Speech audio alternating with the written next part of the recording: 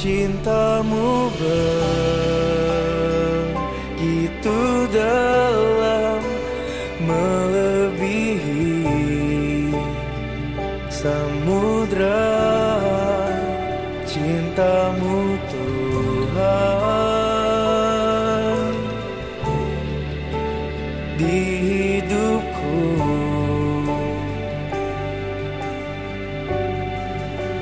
lebih dari harta dunia. Ku perlu Kau, Yesus Tuhan. Ku tak mampu hidup tanpa di sisimu.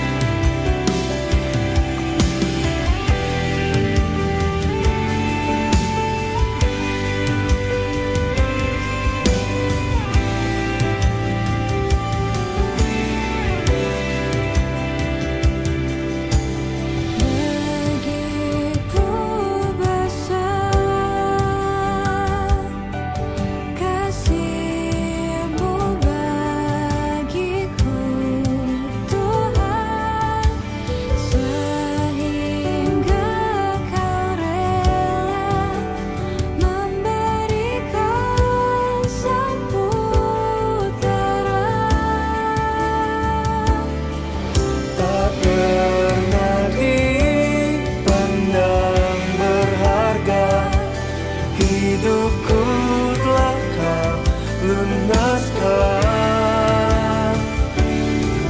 tak pernah dipandang berharga. Hidupku telah Kau lunaskan. Cintamu begitu dalam, melebihi samudra. Cintamu Tuhan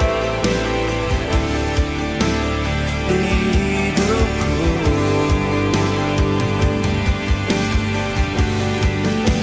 lebih dari harta dunia. Ku perlu Kau, Yesus Tuhan. Ku tak mampu hidup tanpa di sisimu.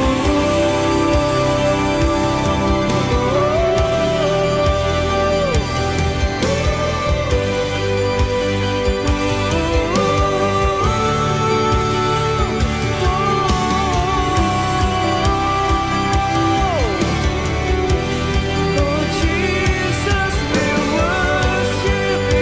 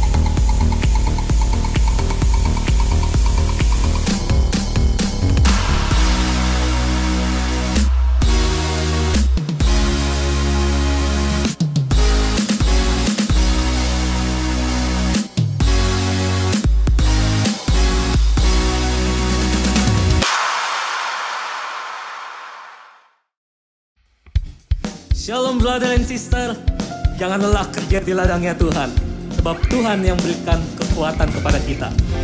Amin.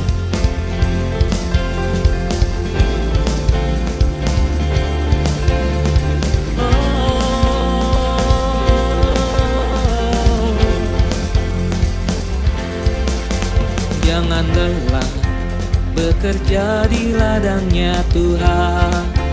Roh Kudus yang beri kekuatan, yang mengajar dan menopang.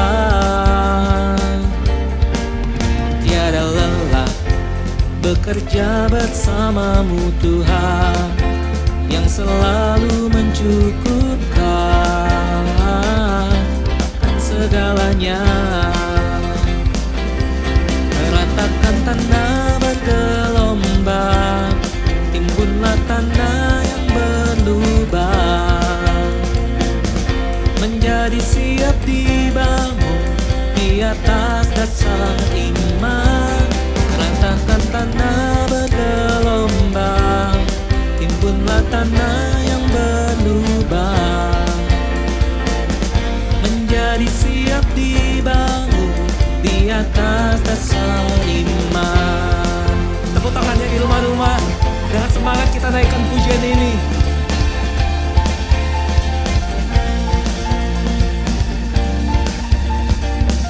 Bersama-sama kita katakan, yuk. Jangan lelah bekerja di ladangnya Tuhan. Roh Kudus yang beri kekuatan, yang mengajar dan menopang. Tiada lelah bekerja bersamamu Tuhan, yang selalu mencukupkan akan segalanya.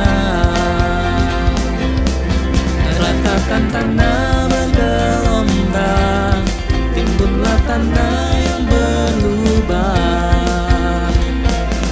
menjadi siap dibangun di atas dasar iman. Ratakan tanah bergelombang, timbunlah tanah yang berlubang, menjadi siap dibangun di atas dasar iman. Go! Ratakan tanah bergelombang, timbunlah tanah yang berlubang, menjadi siap dibangun di atas dasar iman. Ratakan tanah bergelombang, timbunlah tanah yang berlubang, menjadi siap dibangun di atas dasar iman, menjadi siap dibangun, menjadi siap dibangun, menjadi siap dibangun di atas dasar iman. Go!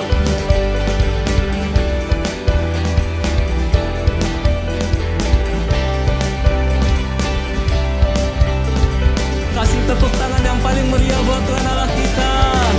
Haleluya.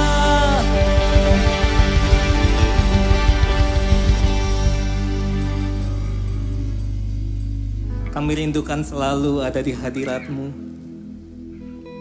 Kami rindukan selalu dekat dengan-Mu. Karena kami tahu hanya dekat Allah saja kami merasakan tenang.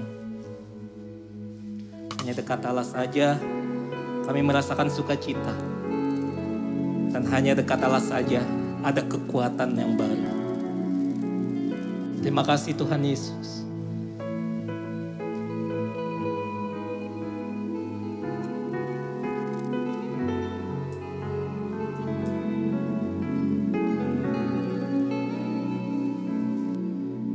Rindu selalu bersamamu, tinggal di dalam kediaman-Mu, oh Tuhan, sebab ku sukai hadirat-Mu, tak ingin ku terpisahkan dekat dengan-Mu. Itu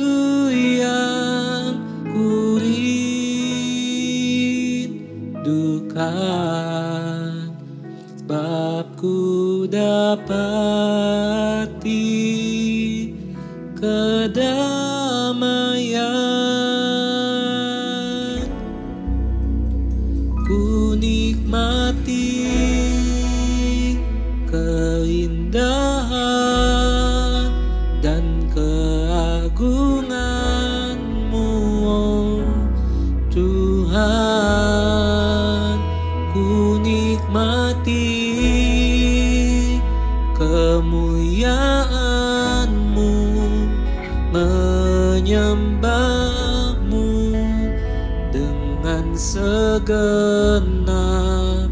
hatiku.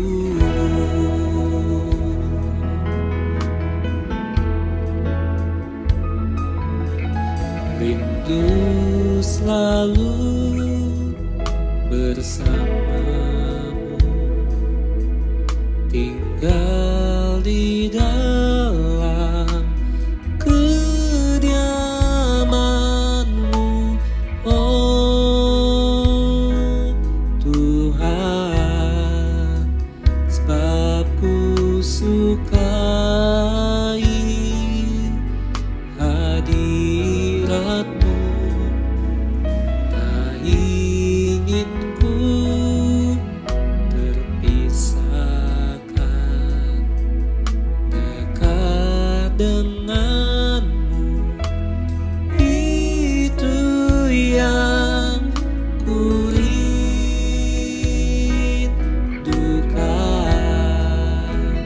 sebab ku dapati kedamaian.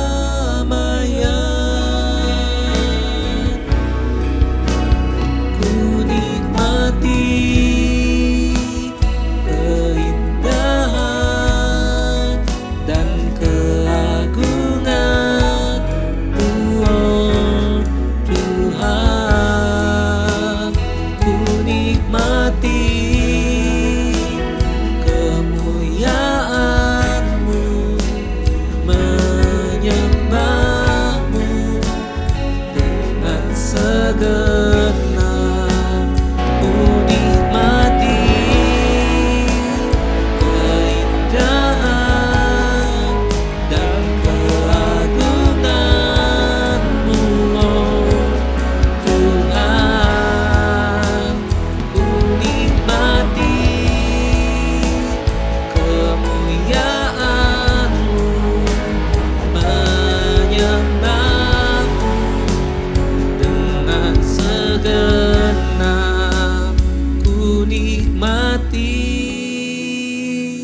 keindahan dan keagungan-Mu, oh Tuhan.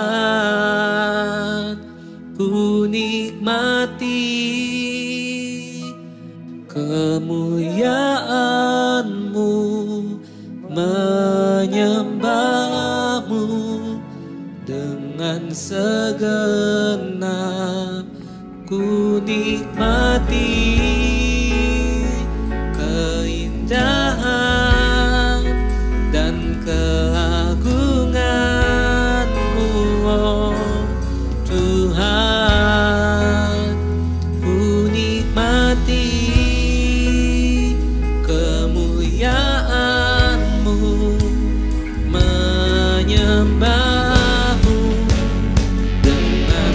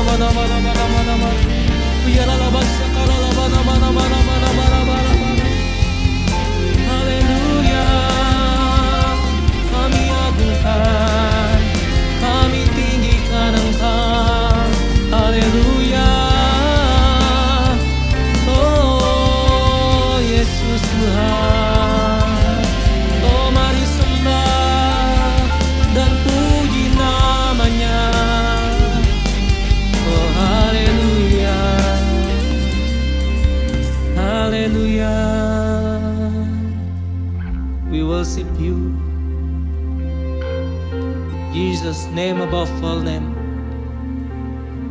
You are worthy of it all. You are worthy of it all. You are worthy of it all. Let your spirit fall in this room, O Lord. Hallelujah, hallelujah, hallelujah. Beautiful your name, Jesus. Beautiful your name, Jesus. Hallelujah, hallelujah.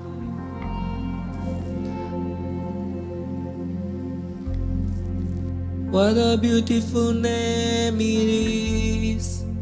What a beautiful name it is. The name of Jesus Christ, my King. What a beautiful name it is. Nothing compares to this.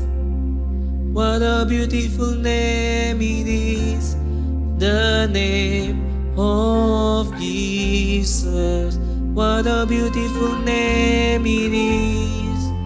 What a beautiful name it is. The name of Jesus Christ, my King. What a beautiful name it is. Nothing compares to this. What a beautiful name it is. The name of Jesus. What a powerful name it is. What a powerful name it is. The name of Jesus Christ, my King. What a powerful name it is. Nothing can stand against. What a powerful name it is. The name of Jesus. What a powerful name it is. What a powerful name it is. The name of Jesus Christ, my King. What a powerful name it is. Nothing can stand against. What a powerful name it is. The name of Jesus. What a powerful name it is. What a powerful name it is. The name of Jesus Christ, my King. What a powerful name it is. Nothing can stand against. What a powerful name it is. The name of Jesus. What a wonderful name it is. What a wonderful name it is. The name of Jesus Christ, my King. What a wonderful name it is. Nothing compares to this. What a wonderful name it is. The name of Jesus. What a wonderful name it is. What a wonderful name it is. The name of Jesus Christ, my King. What a wonderful name it is. Nothing compares to this. What a wonderful name it is. The name of Jesus. What a wonderful name it is. The name of Jesus. What a wonderful name it is. The name of Jesus.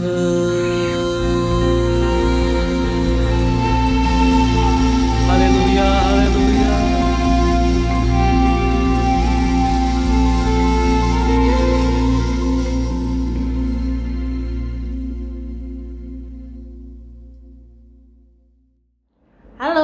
Shalom semuanya, teman-temanku, adik-adikku, apa kabarnya? Pasti luar biasa ya. Sebelum kita mulai sharing firman Tuhannya, mari kita bersatu dalam doa dulu ya. Yuk, mari kita berdoa. Tuhan Yesus, terima kasih untuk berkat-Mu atas setiap dari kami. Terima kasih untuk kasih-Mu, penyertaan-Mu, kesetiaan-Mu ya Tuhan, dalam setiap kehidupan kami. Bapa, kalau kami mau mendengarkan firman-Mu, biarlah kami mau duduk diam Tuhan. Kami mau mendengarkan firman-Mu. Biarlah Tuhan Yesus setiap benih firman yang boleh kami dengar hari ini, boleh kami pahami, boleh kami mengerti, dan boleh kami hidupi, dan bisa menjadi buah dalam kehidupan kami. Terima kasih ya Bapa, hanya dalam nama-Mu kami berdoa. Haleluya, amin. Oke, jadi teman-teman, hari ini aku mau sharing gitu ya. Siapa sih di sini yang belum pernah ke IKEA? Mungkin teman-teman ada yang belum pernah ke IKEA, tapi pasti pernah lihat ya, mungkin di Instagram atau di Facebook atau di internet gitu ya. IKEA itu apa? Jadi IKEA kan biasanya itu dipakai untuk beli perabot gitu ya, perabot rumah, sofa, lemari, meja gitu ya. Jadi tempatnya tuh bagus. Jadi kadang orang kesana pun bukan untuk beli perabot gitu, tapi untuk foto-foto atau untuk makan es krimnya, atau makan, ada restorannya di situ ya, jadi atau makan baksonya gitu kan, meatballnya. Nah, jadi ini pengalaman pribadi nih ya. Jadi kalau misalkan biasa kalau kita ke IKEA, kayak aku ke IKEA gitu ya, itu seru tuh, maksudnya kayak pilih barangnya gitu kan. Oh ini lucu ya, ntar dicatat gitu kan di notes. Nah, lucunya di IKEA bedanya kita itu ambil barangnya sendiri. Jadi kita self service jatuhnya ya. Jadi setelah kita melihat contohnya, kita catat kodenya, terus nanti di bagian belakangnya itu ada bagian rak-rak di mana kita harus cari sendiri perabot yang kita suka itu, terus kita bawa perabot itu dan kita bayar dan kita bawa pulang gitu ya. Nah, bagian yang tersulit dari belanja di IKEA adalah pasang sendiri guys. Sebenarnya mereka punya jasa pasang sendiri sih, cuma kan sayang gitu ya duitnya ya. Jadi biasanya kita memilih untuk pasang sendiri gitu. Nah, untuk cewek-cewek nih ya, nggak semua cewek mungkin ya, mungkin aku doang gitu. Itu tuh agak bingung ya pas dipretelin gitu ya, pas dibuka kotaknya. Ini pas dilihat di IKEA bentuknya udah meja. Kenapa ini bentuknya nggak meja gitu? Kenapa bentuknya cuma kayu, ada murmurnya, ini apa ya bentuknya L begini gitu kan? Jadi kayak bingung gitu kan, ini caranya gimana ya? Ini kalau dilihat sih kayaknya ini kakinya, terus kayaknya ini mur buat nempel ke sini gitu kan. Kadang bahkan nggak tahu ini alat apa, ini dipasangnya di mana gitu kan. Jadi bingung gitu. Gimana caranya bikin kayu-kayu dan murmur itu jadi berbentuk suatu meja yang kulihat di IKEA gitu. Nah, untungnya dalam box itu ada manual book gitu ya. Ada manual book yang jelas gitu ya, maksudnya cukup simple. Jadi bahkan maksudnya ibu-ibu gitu atau perempuan yang biasanya nggak melakukan crafting like gitu, jadi bisa juga mengikuti gitu karena itu cukup mudah dimengerti ya. Jadi ketahuan nih, ini murnya masukin ke sini, ini masuknya ke sini gitu kan. Jadi lewat manual book itu kita bisa tahu ya, maksudnya cara pasangnya gimana. Oh ini alatnya gunanya untuk ini. Oh tadi tuh ternyata pikiran saya yang awal tuh salah gitu, cara pasangnya bukan seperti itu dengan adanya manual book ini ya. Nah sekarang kembali ke kehidupan kita nih teman-teman. Pasti kita pernah juga ya di posisi melihat kehidupan kita tuh seperti kita melihat perkakas IKEA yang berantakan itu. Kenapa berantakan banget kayak gini? Kenapa kok tidak sebagus meja yang di IKEA itu gitu ya? Kenapa kok hidupku seperti ini? Terus gimana caranya memperbaikinya gitu ya? Gimana caranya kok, maksudnya gimana ini benar atau salah gitu? Ini cara melakukannya seperti apa? Jalan seperti apa yang harus diambil gitu?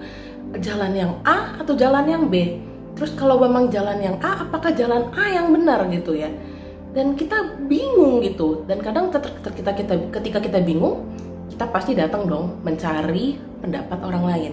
Betul ya, kita tanya sama teman kita nanya ke orang tua kita tanya ke atasan kita atau ke guru kita gitu. Nah, apakah pendapat itu juga sudah benar? Bingung ya kita kadang ya. Nah, good things-nya adalah kita pun punya manual book. Manual book itu namanya firman Tuhan. Firman Tuhan adalah manual book untuk kehidupan kita. Aku punya cerita lagi nih teman-teman. Jadi ini adalah kejadian dulu waktu aku SMP. Mungkin SMP kelas 1 atau 2 gitu ya.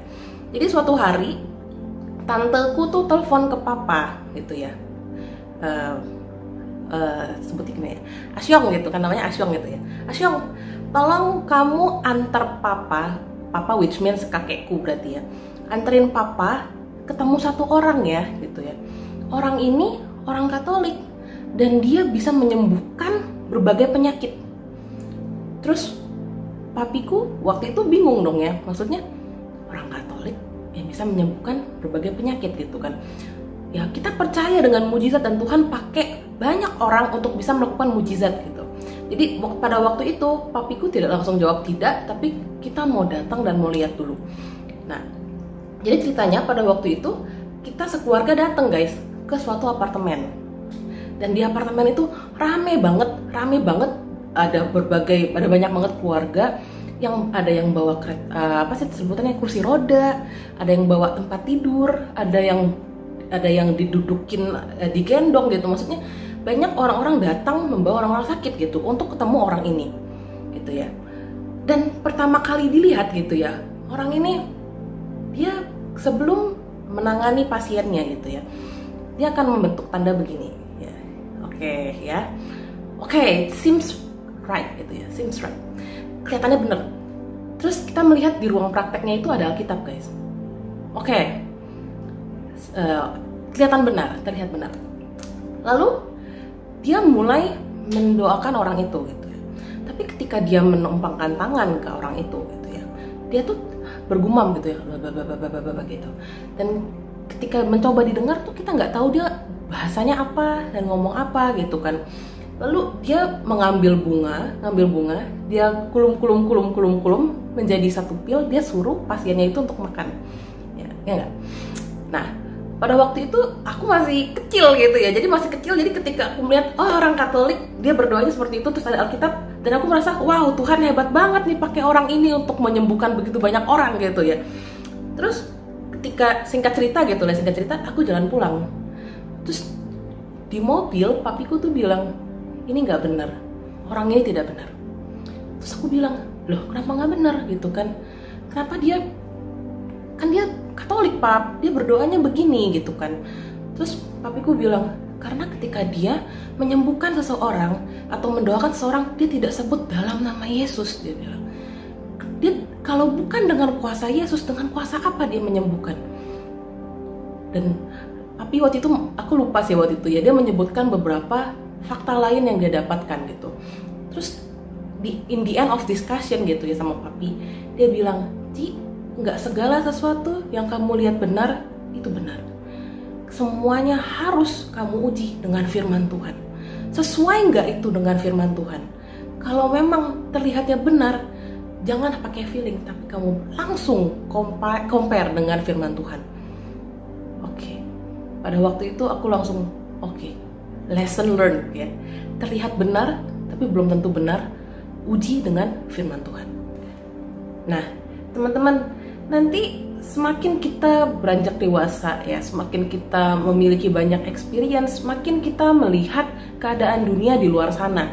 Mungkin teman-teman nanti naik ke SMA, teman-teman kuliah di luar kota atau di luar negeri, teman-teman mulai masuk ke dunia kerja gitu. Kita akan semakin melihat kalau banyak sekali hal-hal yang diajarkan oleh dunia yang terdengar benar, tapi sebenarnya tidak sesuai dengan firman Tuhan. Jadi benar ya, memang belum pasti semua yang baik itu benar, teman-teman. Jadi contohnya nih ya, ini benar-benar terjadi ya guys. Aku mendengar sendiri ada orang yang menyampaikan opininya seperti ini. Menurut dia, tinggal bersama sebelum menikah itu hal yang benar gitu, bukan hal yang salah. Mereka bilang, loh apa salahnya kalau misalkan saya ini mau tinggal bersama dengan laki-laki atau perempuan sebelum menikah gitu. Jadi seperti kumpul kebo gitu ya. Jadi saya akan menghabiskan sisa hidup saya bersama perempuan ini atau laki-laki ini. Ya saya ya mau coba dulu 1-2 tahun gitu, apakah tinggal bersama dia saya cocok gitu. Karena kalau misalkan saya cuma ketemu kayak pacaran biasanya, saya nggak tahu bagaimana dalamnya dia, bagaimana karakter aslinya dia gitu. Jadi ketika living together gitu ya, hidup sama-sama dalam satu rumah, aku bisa kenal dia. Kalau misalkan dalam hidup bersama 1-2 tahun, saya merasa saya cocok, saya bisa mentoleransi perbedaannya, maka saya siap untuk lanjut ke pernikahan. Itu pas aku dengar gitu ya, aku langsung terdiam. Gini ya, ini nih maksudnya gini ya. Terdengarnya benar gitu. Tapi sebenarnya tidak sesuai dengan firman-Nya Tuhan gitu. Terus ada juga beberapa orang yang bilang tentang seks bebas gitu kan. Mereka bilang seks itu adalah kebutuhan dasar manusia. Jadi itu hal yang lumrah kalau mau dilakukan bahkan sebelum menikah gitu. Mereka kasih ibaratnya seperti ini. Kayak kucing dan dogi gitu kan. Mereka nggak usah diajarin seks. Maaf ya, ini pada besar semua di sini ya. Tanpa diajarin pun mereka bisa melakukannya nanti pada waktunya mereka sudah matang gitu ya. Terus apa bedanya dengan kita manusia? Itu adalah kebutuhan dasar biologi seseorang yang penting sama-sama setuju untuk melakukannya. Teman-teman, itu pas diungkapkan gitu ya, itu terdengar benar loh. Dan mereka punya dasar yang logis gitu ya. Tapi kalau menurut firman Tuhan, coba kita baca ya. Menurut firman Tuhan teman-teman, di 1 Tesalonika 4 ayat 3-5 ya.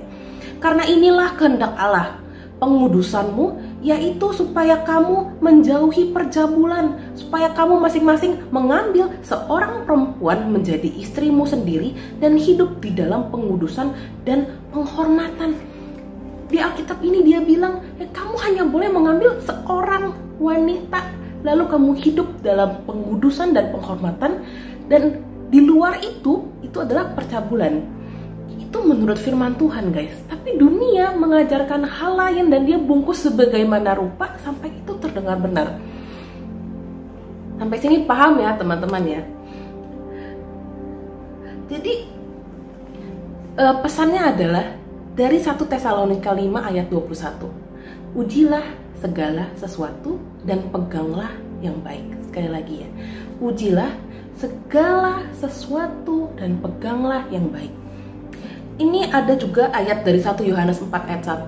Jadi waktu itu adalah waktu banyak sekali nabi palsu yang ada di dunia ini gitu ya. Dan mereka mengajarkan ajaran-ajaran yang salah. Dan ayat ini mengatakan seperti ini. Saudara-saudaraku yang kekasih, janganlah percaya akan setiap roh, tetapi ujilah roh-roh itu, apakah mereka berasal dari Allah. Sebab banyak nabi-nabi palsu yang telah muncul dan pergi ke seluruh dunia. Teman-teman, ujilah segala sesuatu dan peganglah yang baik. Ujilah apakah roh itu, ajaran itu berasal dari Allah. Apakah itu hal yang benar dan yang berkenan di hadapan Allah.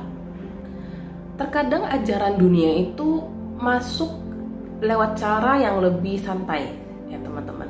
Bisa lewat sosmed, bisa lewat quote-quote, atau lewat podcast yang bahkan kita dengar gitu ya. Tidak semuanya itu salah gitu ya. Tapi terkadang ada value-value yang tidak sesuai dengan firman Tuhan. Sebagai contohnya gitu ya. Maksudnya ada orang yang mengungkapkan lewat sosmed atau Instagram yang mengatakan kalau you only live once gitu kan. Jadi lakukanlah apa yang mau kamu lakukan, kamu coba banyak hal, kamu bebas gitu, kamu mau ngapain aja, toh hidup hanya sekali, jadi kamu lakukan apa yang mau kamu lakukan.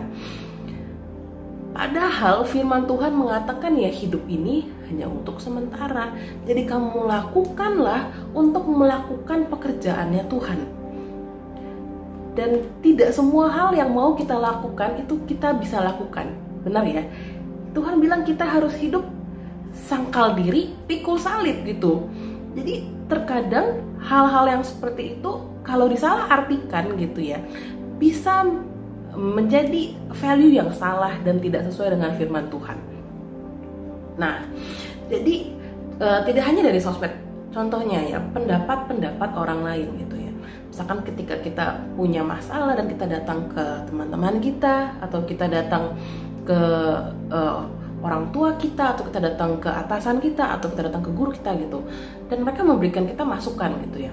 Apalagi maksudnya ketika teman yang kita tanyakan itu bukan orang-orang yang tahu kebenaran, mereka akan mulai memasukkan value-value yang mereka tahu dan yang mereka pegangi gitu ya.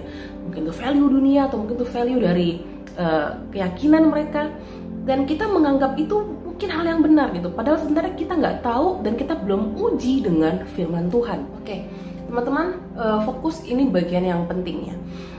Teman-teman, kalau kita mau menguji segala sesuatunya dengan firman Tuhan ya, agar kita tahu, oh ini benar dan ini sesuai dengan firman Tuhan, maka kita harus paham dulu firman Tuhannya.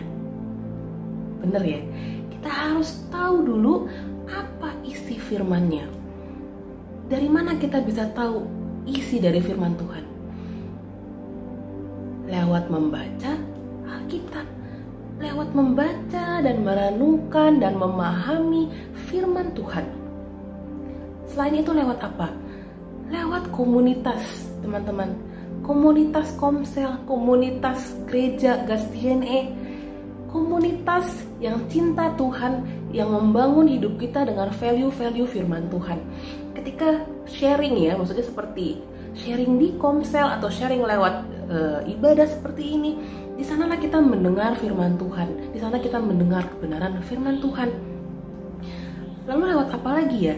Mungkin lewat lagu-lagu rohani, atau lewat podcast-podcast tentang firman Tuhan yang kita dengar. Itu akan membangun iman kita, dapat menambah pengetahuan kita akan firman Tuhan, sehingga kita semakin tahu ya, semakin jeli mana yang merupakan berasal dari dunia dan mana yang berasal dari Allah. Teman-teman, penting sekali untuk punya suatu komunitas yang membangun kita dengan value-value dari firman Tuhan. Ketika kita punya suatu masalah, ketika kita bingung kita harus melangkah ke kanan atau ke kiri, kita sudah berdoa. Salah satu caranya adalah lewat komunitas, teman-teman. Dimana apa? Dimana teman-teman dalam satu komunitas kita akan memberikan kita suatu jalan, suatu masukan yang sesuai dengan firman Tuhan, yang menguatkan kita kembali. Teman-teman, aku akan tutup dengan satu ayat dari Roma 12 ayat 2 ya. Janganlah kamu menjadi serupa dengan dunia ini, tetapi berubahlah oleh pembaharuan budimu, sehingga kamu dapat membedakan manakah kehendak Allah, apa yang baik, yang berkenan kepada Allah, dan yang sempurna. Supaya kita dapat membedakan mana yang baik, mana yang berkenan, dan mana yang sempurna, teman-teman. Mari kita sama-sama minta Tuhan memberikan pembaharuan pada setiap pikiran kita, agar kita tahu dan dapat membedakan mana yang benar dan mana yang salah, mana yang berkenan, mana yang tidak, mana yang berasal dari Allah dan mana yang berasal dari dunia ini. Teman-teman, dunia akan selalu mencoba untuk mengajarkan kepada kita value-value yang kita pegang. Tapi kita harus selalu ingat, belum tentu semua yang diajarkan itu sesuai dengan firman Tuhan. Maka dari itu, ujilah segala sesuatu dan peganglah yang baik. Yang setuju katakan amin. Amin. Ya teman-teman, mari kita bersatu dalam doa. Tuhan Yesus yang baik, terima kasih untuk berkat-Mu atas kami. Terima kasih untuk firman-Mu yang boleh mengingatkan kami, Tuhan. Bapa, biarlah Bapa mulai hari ini kami mau, Tuhan Yesus, lebih jeli lagi Tuhan, dan menguji segala sesuatunya. Apakah segala sesuatunya berkenan dan berasal daripada-Mu. Bapa, beri kami hikmat-Mu. Roh Kudus, biarlah Engkau yang pimpin setiap langkah kami.